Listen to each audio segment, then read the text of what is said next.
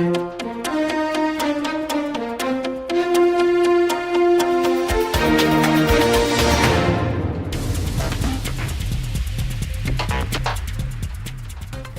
and welcome to the Midday Update.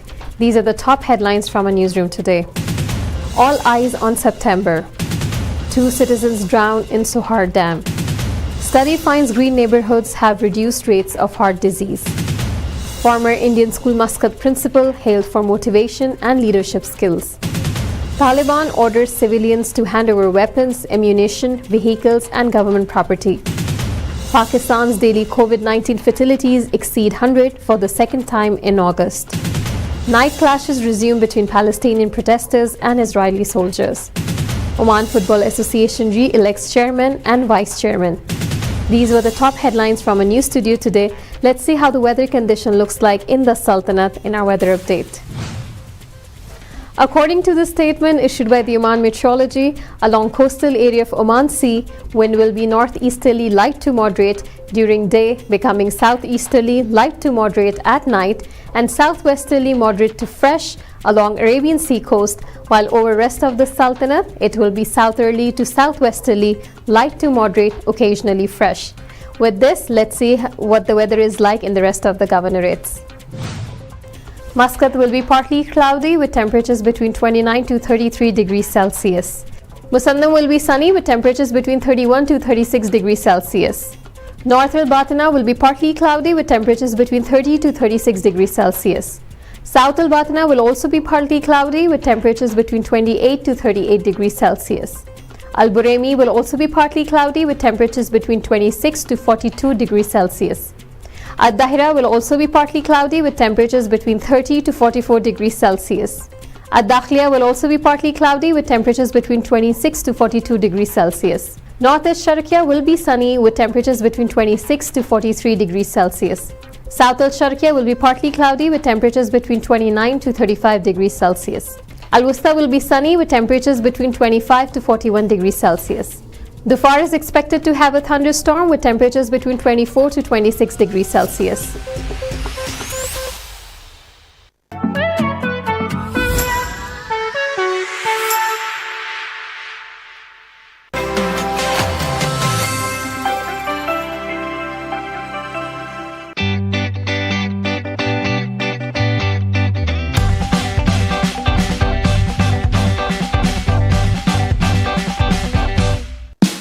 Oman's largest online supermarket now has no minimum order limit.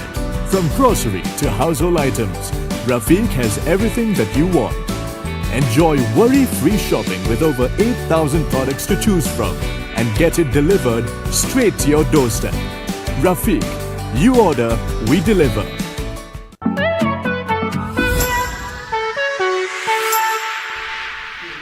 Welcome back to TTV. You're watching Midday Update. Before we get into the details of the local stories for today, let's see how the COVID-19 situation looks like in the Sultanate. Today, the Ministry of Health has announced the registration of 8 new death cases that has been accumulated in the last 3 days. With this, the total death now stands at 4,057. The health officials have also extended their deepest condolences to the families of the deceased. Moreover, the health officials have also announced the registration of 348 new coronavirus once again accumulated in the last 3 days. With this, the total confirmed cases in the Sultanate now stands at 302,132, which also includes the total recoveries of 291,532 as well as total deaths of 4,057. In the last 3 days, the total recoveries received by the health officials stands at 493. The Ministry of Health has urged all the citizens and residents living in the Sultanate to follow the precautionary measures issued by the Supreme Committee and the Ministry of Health. And now from a local desk. People in the Sultanate of Oman have much to look forward to this September when a number of COVID-19 related restrictions are eased. From September 1st, expats stranded in their home countries can fly back to Oman. Public sector offices will operate at 100% physical presence. Students will return to classrooms in schools and universities.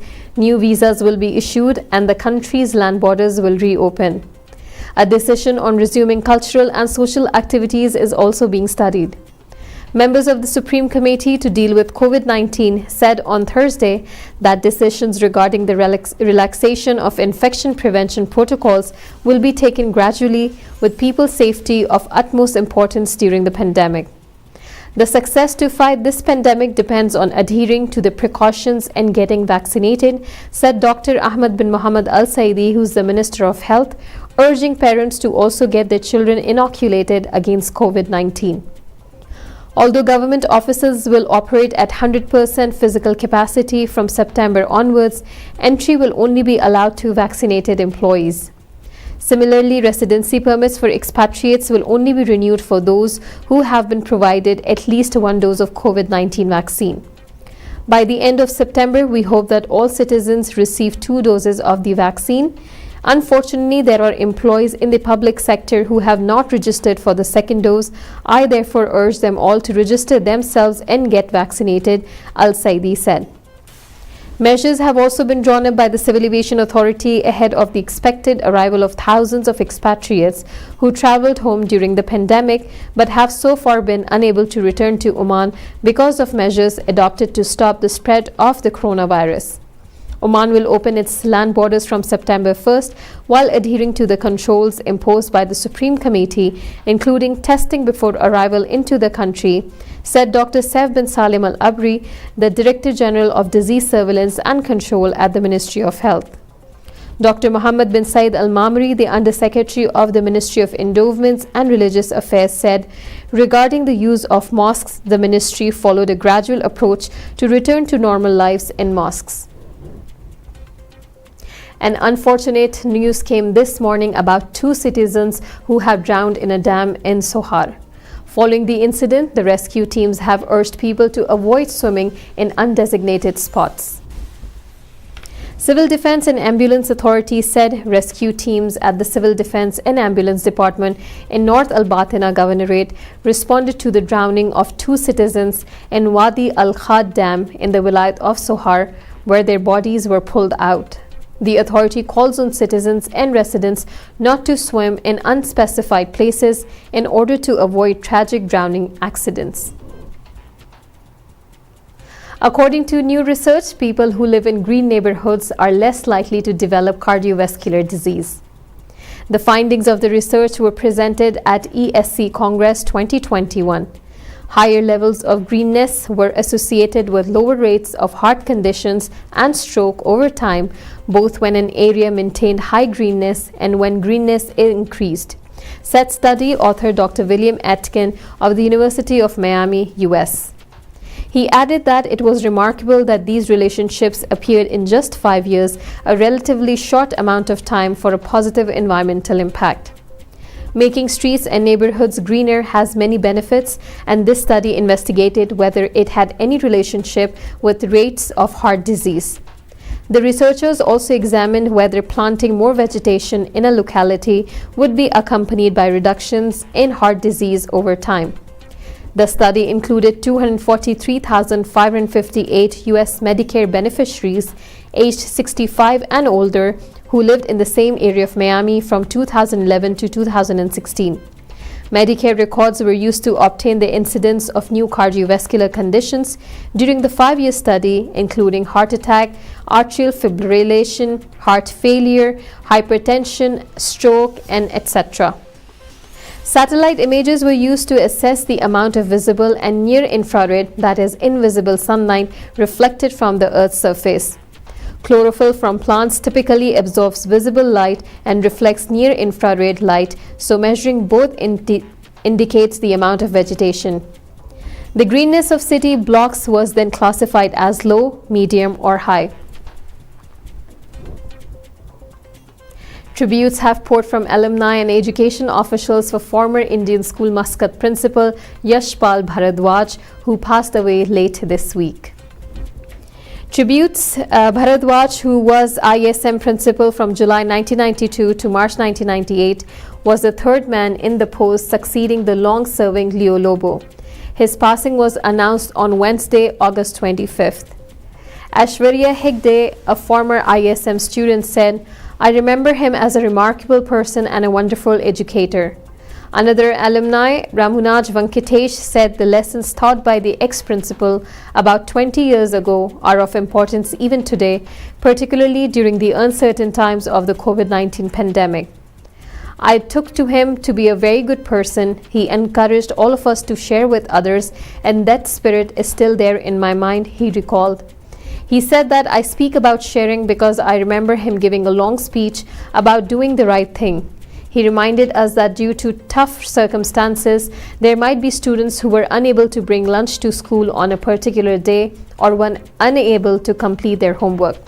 To him, school was also not about getting only good grades and marks, but also the eagerness to enjoy what you are doing, which is why he put a lot of emphasis on sports.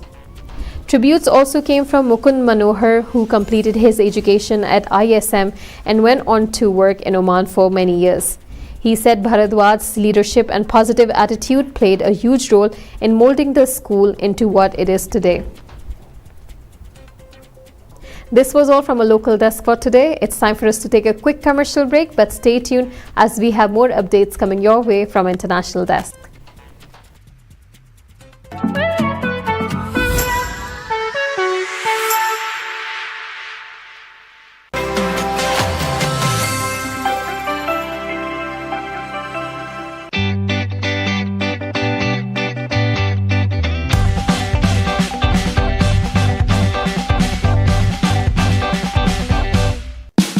Oman's largest online supermarket now has no minimum order limit. From grocery to household items, Rafiq has everything that you want. Enjoy worry-free shopping with over 8,000 products to choose from and get it delivered straight to your doorstep. Rafiq, you order, we deliver.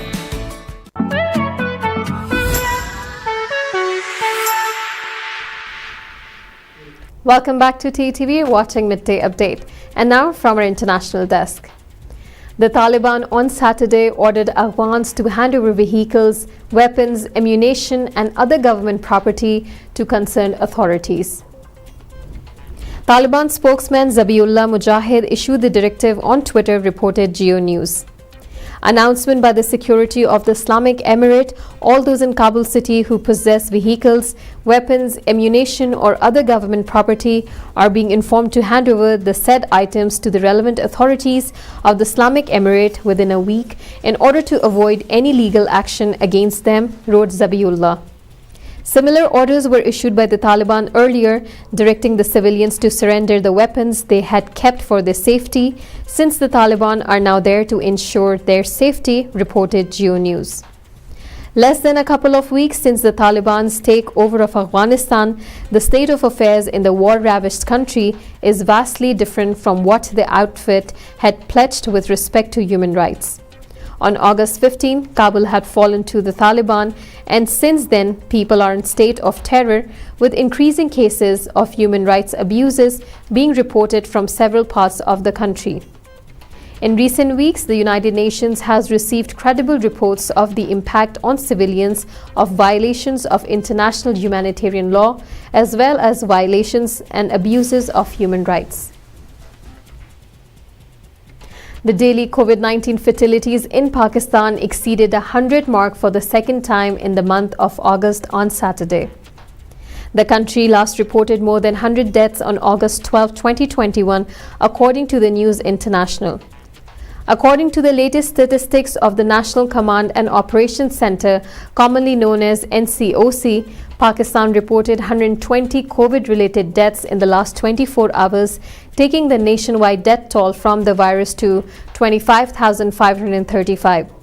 As many as 4,191 people tested positive for the virus after 61,446 COVID-19 tests were taken, as per the NCOC's data.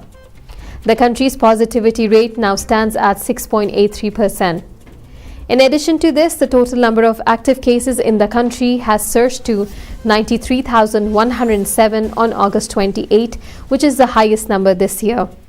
However, a total of 1,029,930 people have so far recovered from the virus. Pakistan's total confirmed case count now stands at 1,148,572, it added. Now, night clashes between Palestinian protesters and Israeli soldiers resumed on Saturday near the borders between eastern Gaza Strip and Israel for the first time in 2 years, eyewitnesses said.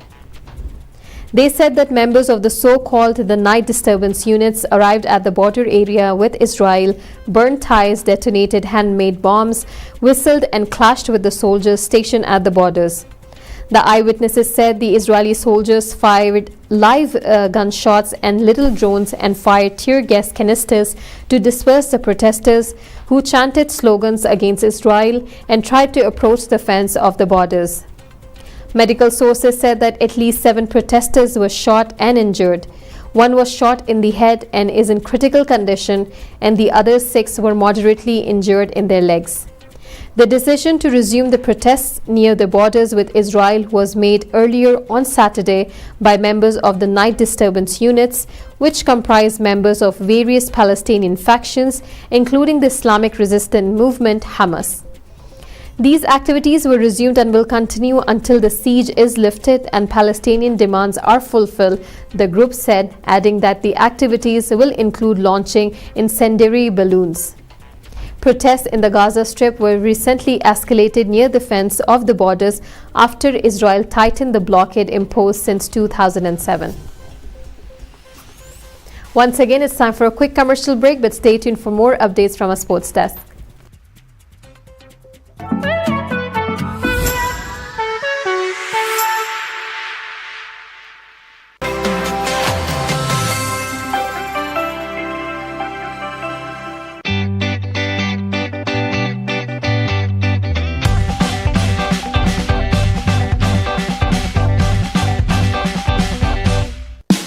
Oman's largest online supermarket now has no minimum order limit.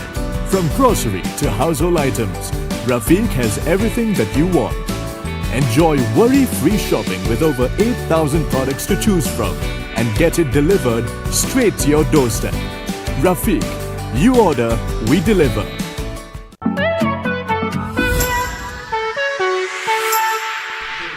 Welcome back to TTV. You're watching Midday Update. And now from a sports desk. Winning the majority of votes, Salim bin Said Al Wahabi secured the post of chairman of Oman Football Association for the 2021-2025 term during the elections held on Saturday. The post of vice chairman went to Mohsin bin Hamad Al Masrouri. The mandatory seat for women went for Logiana Mohsin Heather Darwish. The membership post saw competition among 18 candidates, of whom the membership went for Ibrahim bin Mubarak al-Husni, Qutayba bin Said al-Ghailani, Ali bin Muhammad al-Ajmi, Ibrahim bin Said al-Alawi, Ahmad bin Abdul Qadir al-Haddad, and Nasir bin Salim al-Hadabi. With this news, we have come to the end of the episode for today, but stay tuned as we'll be bringing more updates and latest news your way. Keep watching TTV. You've just heard the live feed from the TTV studios on TFM 95.4. Let's talk.